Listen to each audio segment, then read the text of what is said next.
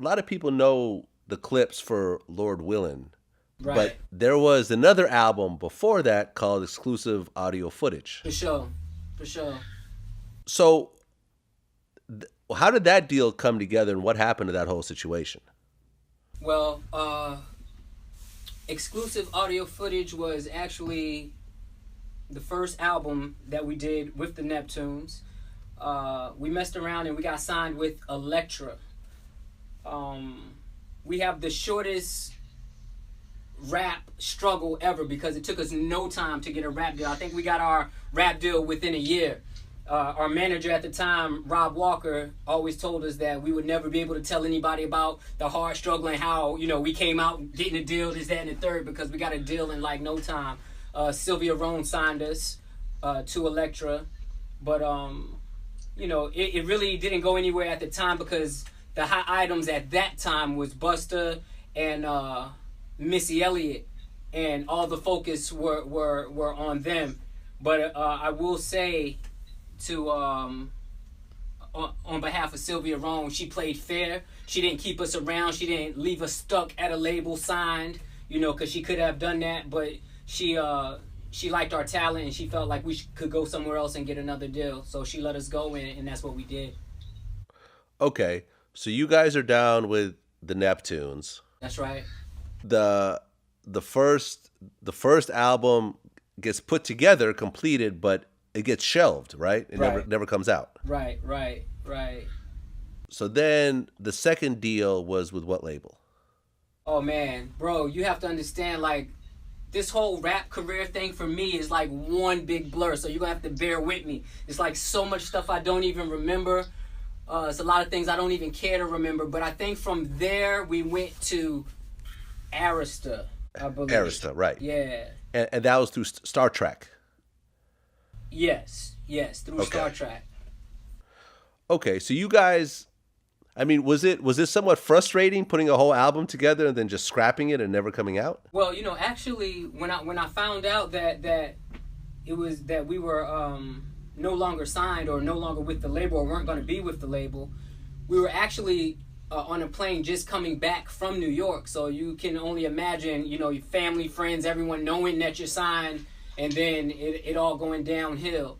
And I think in that same weekend we had a show at this place called Shadows, and everybody was out celebrating, and everybody came out to see us perform, but they didn't know that we weren't even signed anymore. So we had to go through that like we stars, but we don't even have a deal. Okay, so you guys started putting together Lord Willin', right? Right. And by this time, the Neptunes and Pharrell, they had a few hits. Like I think like Rump Shaker was one of their hits, like Right. early on. Right, Rum Shaker, SWV. I can't even think of the song, but yeah, they had a hit Yeah. with SWV. They had a few songs, and they were working with Teddy Riley at the time as well. Absolutely, yes. Yeah. So, people think of the Neptunes now, but they weren't the Neptunes as we know them back then. They were still, up and coming producers. Right. So, you guys put together this project for Lord Willin', and this is now your second album, and the first single is Grindin', right? Right. And I remember this was like 2002. Well, the album came out in 2002, so it could have been like the end of 2001. Yeah. That record actually took 9 months to break, so, you can kind of count backwards. So Grindin' was kind of this very interesting kind of anomaly when it comes to music, because it was essentially just a drum beat, Right. right? And you had two kids rapping about the drug game on it, and it just became a huge hit. It was, it didn't have the formula of a typical hit song, but it started to just kind of take off. I remember I was living in the Bay Area and all the clubs were playing it. It just did its thing. Did you have any idea that Grindin' was even going to do anything? Well, it's actually a story behind that because, Pharrell had called me when he had just got finished making it and said, to hurry up, get to the studio now. I got this. I mean, come to Chad's house now. Got this beat. It's crazy, this, that, and the third. So I remember stopping everything I was doing, and I went to Chad's house and met with my brother there and listened to the track. And I totally did not understand it. Like, I was like, yo, it needs something else. Like, it's not complete. It's not finished. And he was just so sure of himself, and he knew what it was. He was like, nah, I'm telling you, this is it. Trust me. Just trust me on this one. So we wrote to it. We actually wrote to Grindin twice. I guess till we finally laid hold on to what it actually was. Because right offhand, I didn't know, because it was, like you say, it was so different. And I had never heard anything like that before. But once I found myself on it, I knew exactly what it was, Right. Because even the chorus was like Pharrell just going grinding. Like, it wasn't even like a traditional chorus by any stretch. Right, definitely. And it was like playing double dutch trying to figure out how to come in on that track. I didn't even, for so long we would do shows and I'm like, is it time for my part yet? Like, I didn't know when I came in because I never had really mastered it. Even if I was to do a show now, I probably would still have that little stutter step, but yeah, definitely different. So that song comes out and it blows the fuck up. It does.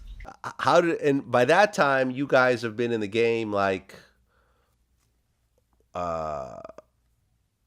for what, 5, I mean, hold on, because your first deal that was like 97, 98. Yeah, so about 5 years or so. Yeah, about 5 years. How did it feel to have a hit song after 5 years of grinding? No pun intended. Yeah, no, I get it. I don't even think I understood where I was at the time.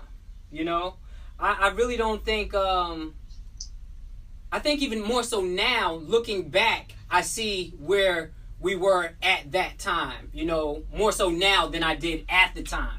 At the time, it was like a big whirlwind. You go from living everyday life to, on tour and traveling and performing these shows and, everybody just loving the song and loving your music.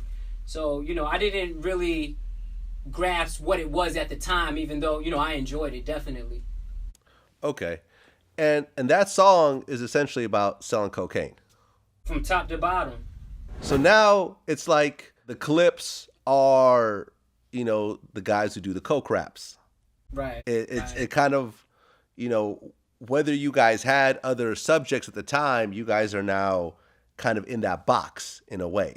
How did it feel, and you guys, and based on, what we've talked about, you guys were not major kingpin drug dealers. Right. How did it feel at that point in your life to be, the drug dealer rappers? Well, it wasn't until, I always call it the perfect storm. Because you have to understand, like, ever from 15, we knew about selling drugs. From 15, Pusha even younger because I was older. And by the time, and we could rap. And so by the time we get with the Neptunes, and by the time that, we're making these rap records, it was just like the perfect storm to talk about what you know about. And having these beats, the way it came together, it only made total sense. It could not have went any other way. It wasn't until it was some article that described us as coke rappers. And when I heard it, I felt as though I'm like, I know my intellect supersedes, just this coke. But then I had to be like, yo, that is all y'all talk about.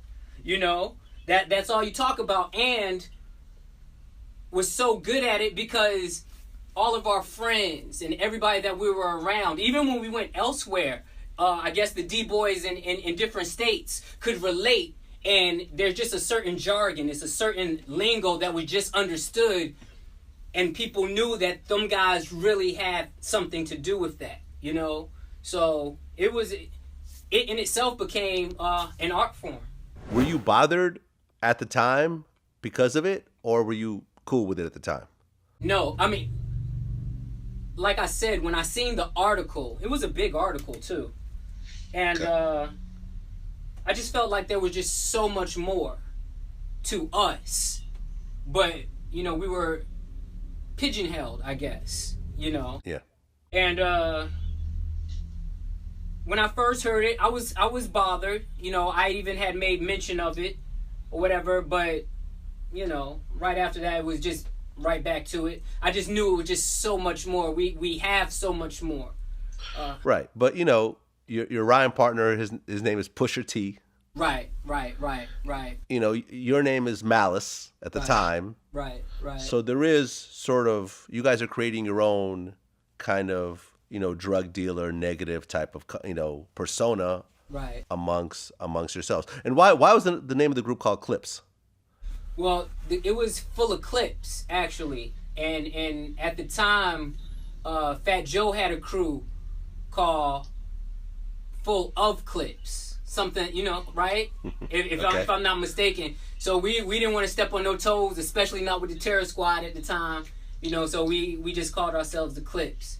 And what we always said was we just wanted to you know, cast a shadow on this industry and black out everything